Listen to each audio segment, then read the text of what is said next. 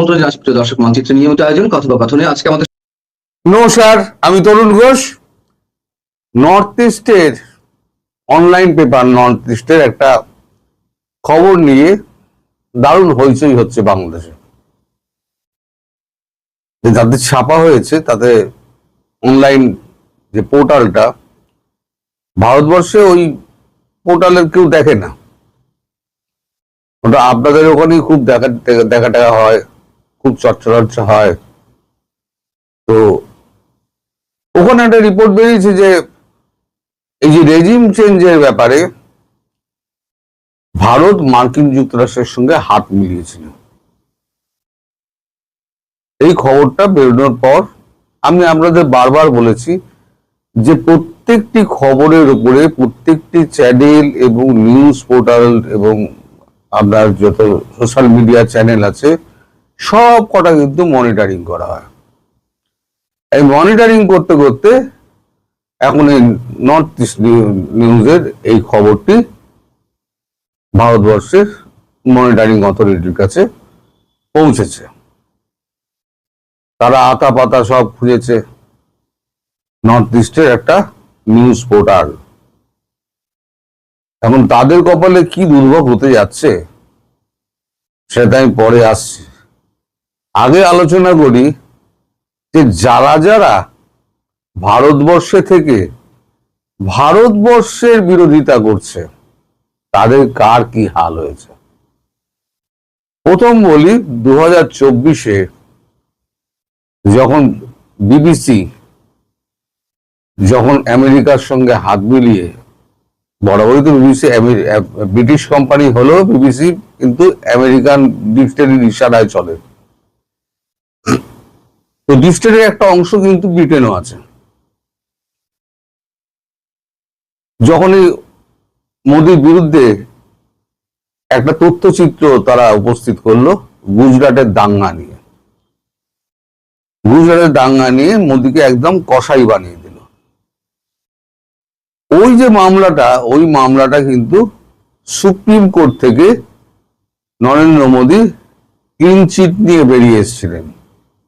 CBI 16 ঘন্টা টানা জেরার পর সিবিআই যে তথ্য সুপ্রিম কোর্টকে দেয়, সুপ্রিম কোর্ট তার ভিত্তিতে একদম তাকে নির্দোষ প্রমাণিত করে ঘোষণা করে একটা রায় দেয়।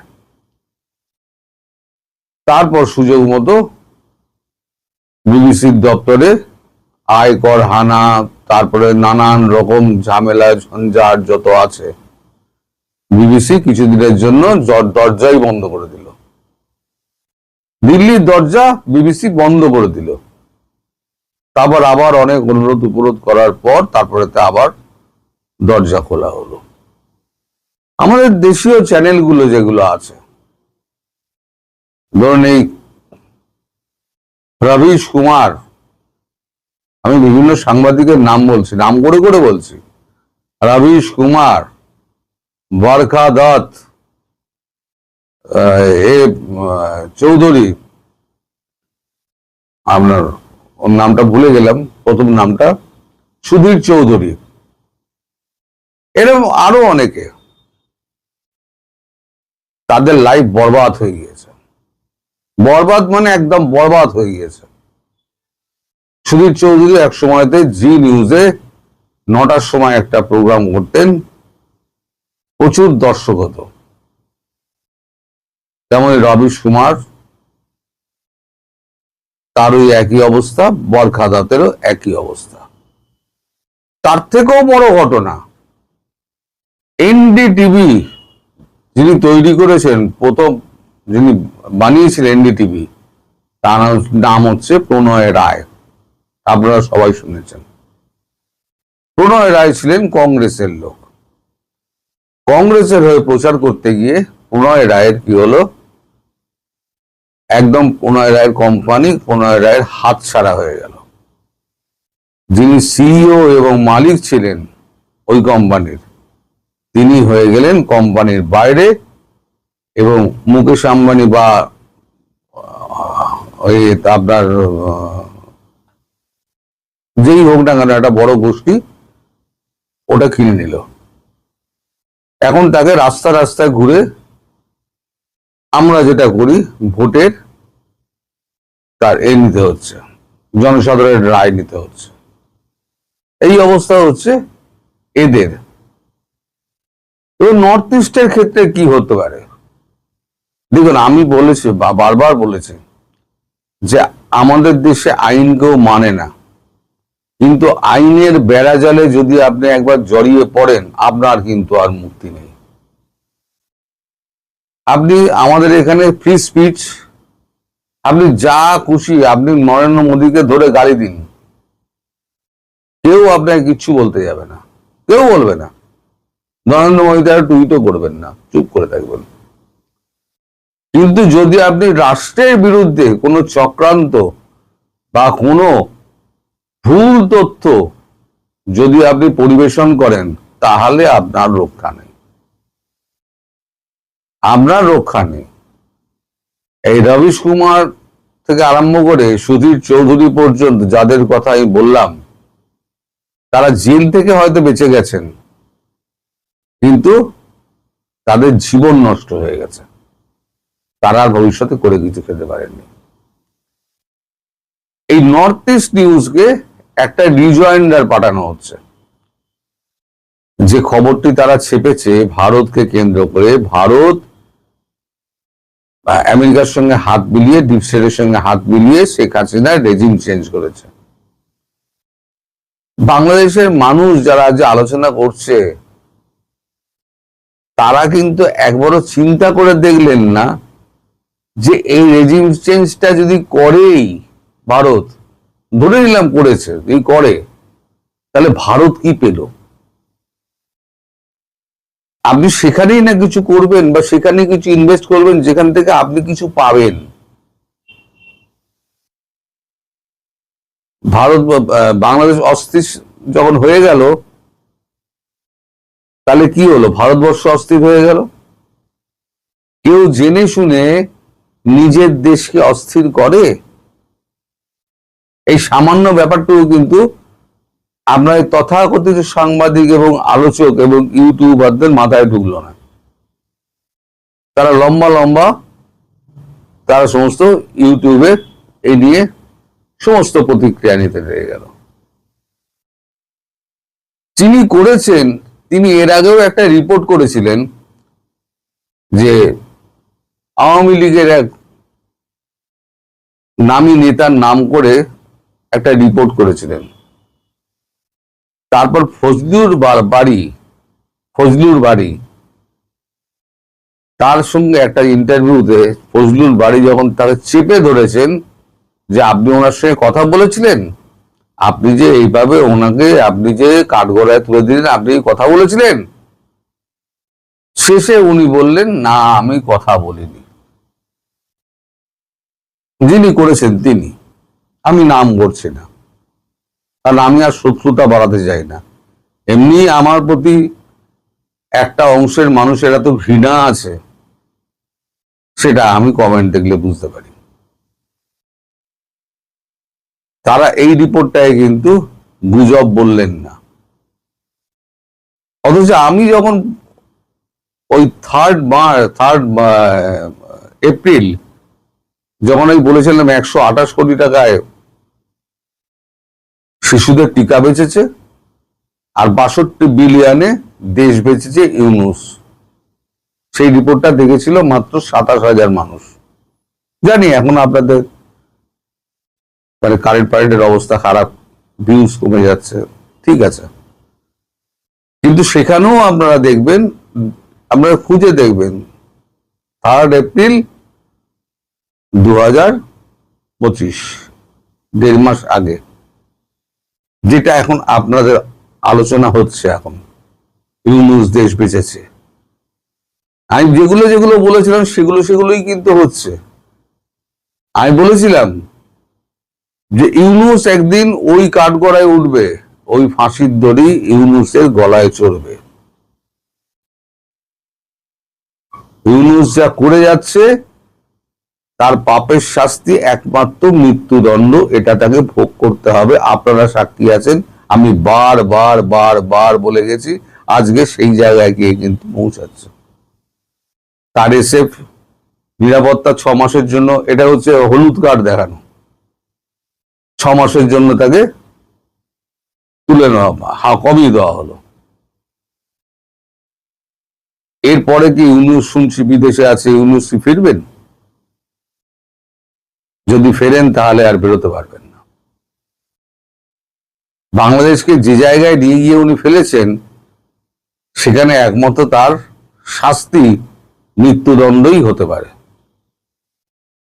তো যাই হোক, আমি নর্থ ইস্ট নিউজের ব্যাপারে আবার ফিরে আসি। নর্থ ইস্ট নিউজে এখন ভারতবর্ষ একটা রিজয়েন্ডার পাঠিয়েছে। সেই রিজয়েন্ডারের সঠিক যদি উত্তর না আসে, মানে সোর্স বলতে হবে, এমন নয় যে আমি সোর্স বলবো না। কারণ মানে আন্তর্জাতিক ব্যাপার নিয়ে আপনি যদি ভারতকে মেলাইন করার চেষ্টা করেন, ভারতবর্ষের কোর্ট কিন্তু সোর্স জানতে চাইবে, এবং ভারতবর্ষের তদন্তকারী সংস্থা তারা সোর্স জানতে চাইবে। সোর্স যদি আপনি বলেন না আমি উড়ো খবর পেয়েছিলাম, আমি অমুকের কাছ থেকে খবর পেয়েছিলাম, ও কিন্তু মানবে না। যার জন্য আমি সবসময়তে সোর্সের নামটা আমি বলে দিই, অথবা এমন ভাবে বলি যাতে মানুষ বুঝতে পারে যে খবরটা ওইখান থেকে এসছে। আপনারা মনে করেন সব হচ্ছে গুজব, কিচ্ছু গুজব নয়। গতকালকে যে পরশুদিন যেটা বলেছি, তারেক রহমান বেশি দিন দেশে থাকতে পারবেন না, অনেক আগেও বলেছিলাম, কালকে বলেছি, পরশুদিন বলেছি, ক্ষমতা অন্যের হাতে দিয়ে উনি চলে যাবেন। চারদিক দিয়ে যা চাপ আসছে, 1.5-2 মাসের মধ্যে দেখবেন তখন খবরটা তো পূরণ হয়ে যাবে। এখন তো এই মনে করিয়ে দেবো কি কি বলেছিলাম। 1.5-2 মাসের মধ্যে দেখবেন যে তারেক রহমান সোজা লন্ডন পাড়ি দিয়েছেন। কিভাবে পাড়ি দেবেন, কি হবে না হবে এখন তো আর বলতে পারবো না। আমি ভবিষ্যৎ দ্রষ্টা নই। আমি যেটুকু খবর পাই, যেটুকু বিশ্লেষণ করে আমার যেটা মনে হয়, আমি সেটাই বলি। তো তাতে আপনারা আমার উপরে ঘৃণা বর্ষান। আমি জানি কাদের এত ঘৃণা, যাদের গায়ে লাগছে এই কথাগুলো, যাদের গায়ে লাগে তারাই আমাকে এই সমস্ত বাজে বাজে কথা বলেন। তো নর্থ ইস্ট নিউজে যিনি করেছেন, এবং নর্থ ইস্ট অনলাইন তো থাকবে না, আমি আজকে আপনাকে বলে দিলাম, আপনাদের ওটা থাকবে না, অথবা কোনো কড়া শর্তের মধ্যে দিয়ে তাকে বেঁধে দেওয়া হবে। আর যিনি করেছেন তিনি যদি তদন্তকারী সংস্থার সামনে উপযুক্ত প্রমাণ না দিতে পারেন, তাহলে তার কপালেও কিন্তু অশেষ দুর্গতি আছে। আপনারা ভবিষ্যতের দিকে তাকিয়ে থাকুন। এই খবরটাও গুজব বলে আপনারা চালিয়ে দিতে পারেন, কিন্তু কিছুদিনের মধ্যে দেখবেন এই খবরটা কতটা সত্যি হতে চলেছে। বাংলাদেশের পাবনার ঈশ্বরদীতে পদ্মা নদীর তীরে অবস্থিত রূপপুরকে আজ থেকে বিশ্বের মানুষ চিনবে বহুল আলোচিত পারমাণবিক বিদ্যুৎ কেন্দ্রের জন্য। রূপপুর পারমাণবিক বিদ্যুৎ কেন্দ্রের প্রথম ইউনিটে আনুষ্ঠানিকভাবে পারমাণবিক জ্বালানি বা ইউরেনিয়াম লোডিং শুরু হয়েছে, যা বাংলাদেশকে বিশ্বের 33তম পারমাণবিক বিদ্যুৎ উৎপাদনকারী দেশের তালিকায় অন্তর্ভুক্ত করেছে। বাংলাদেশের গণমাধ্যমগুলোর খবরে বলা হচ্ছে, এই অর্জন শুধুমাত্র একটি কারিগরি মাইলফলক নয়, বরং এটি একটি দীর্ঘস্থায়ী ভূ রাজনৈতিক ও অর্থনৈতিক সংগ্রামের ফসল। 1961 সালে যে স্বপ্নের বীজ বপন করা হয়েছিল, তা পাকিস্তান আমলের অবহেলা, স্বাধীনতা পরবর্তী পুনর্গঠন এবং গত 1.5 দশকের রাজনৈতিক মেরুকরণ পেরিয়ে আজ বাস্তবায়নের পথে। অথচ রূপপুর পারমাণবিক বিদ্যুৎ কেন্দ্রের এই যাত্রাকে এখন যেভাবে গৌরব হিসেবে দেখানো হচ্ছে, কয়েক বছর ধরে এটিকে ঘিরে থাকা বিতর্ক, রাজনীতি এবং আন্তর্জাতিক শক্তির টানাপোড়েন ছিল বেশ গভীর। বিশেষ করে বিগত আওয়ামী লীগ সরকার আমলে শেখ হাসিনার ব্যক্তিগত ও রাজনৈতিক অগ্রাধিকার হিসেবে এই প্রকল্পটি যখন থেকে গতি পেয়েছিল, তখন থেকে এর বিরুদ্ধে বাংলাদেশের অনেক রথী মহারথী ছিল মাঠে। এমনকি যে বিএনপি সরকার 28 এপ্রিল ইউরেনিয়াম লোডিং অনুষ্ঠান উদ্বোধন করলো, সেই বিএনপি বছর তিনেক আগে এটাকে অপ্রয়োজনীয় প্রকল্প বলেছিল। আর ইউনূসের সরকার এটাতে শেখ হাসিনার পরিবারের দুর্নীতি খুঁজতে গিয়ে বিষয়টাকে লন্ডন পর্যন্ত নিয়ে গিয়েছিল।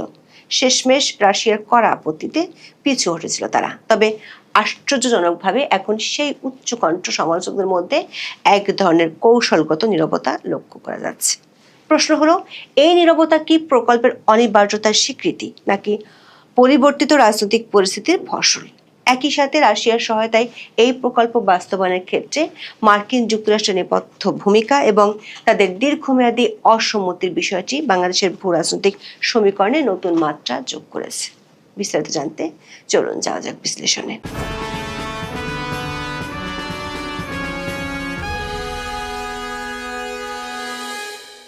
রূপপুর প্রকল্পের ইতিহাস ঘাটলে দেখা যায় এটি বাংলাদেশের স্বাধীন সত্তার সমান্তরালে বিকশিত একটি ধারণা।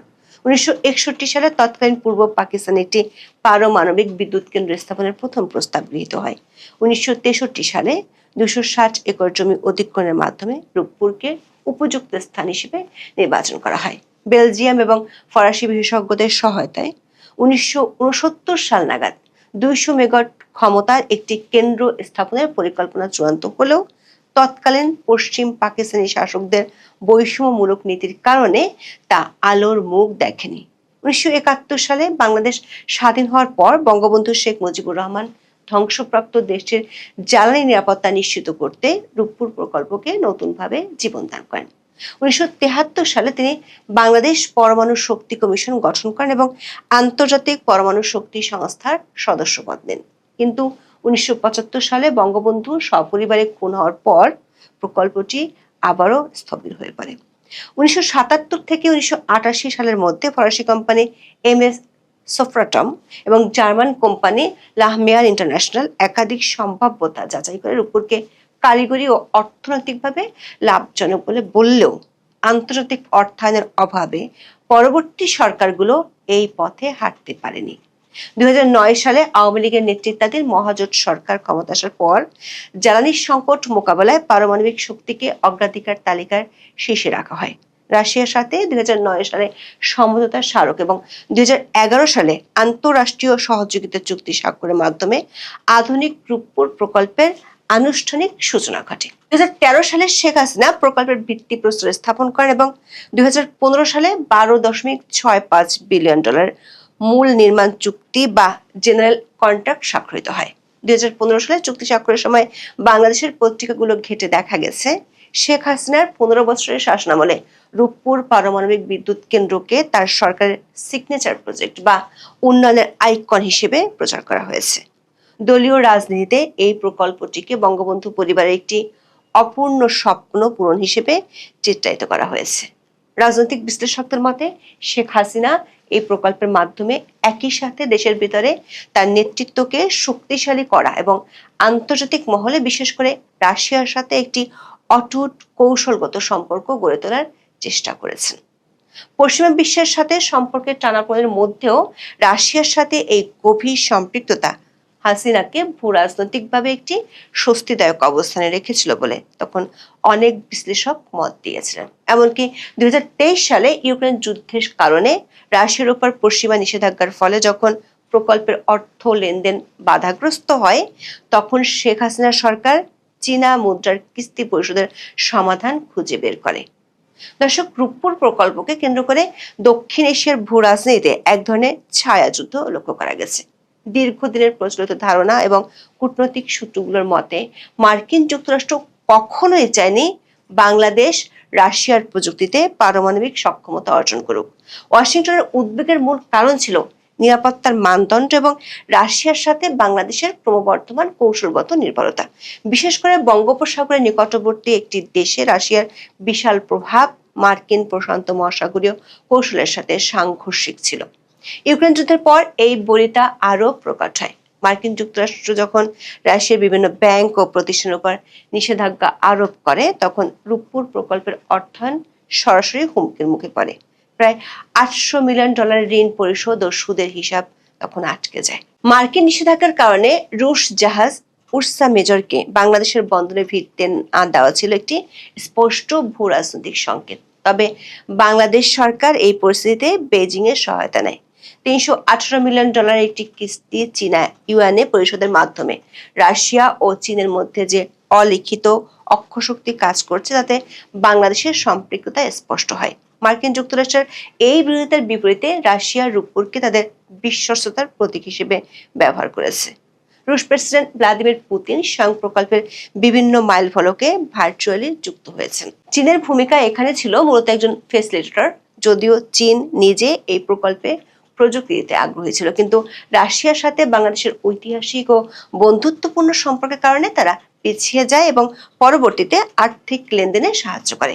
তবে এই প্রকল্পের পেছনে কেবল উন্নয়ন নয়, বরং দুর্নীতির গুরুতর অভিযোগও আওয়ামী লীগ আমলকে বিদ্ধ করেছে।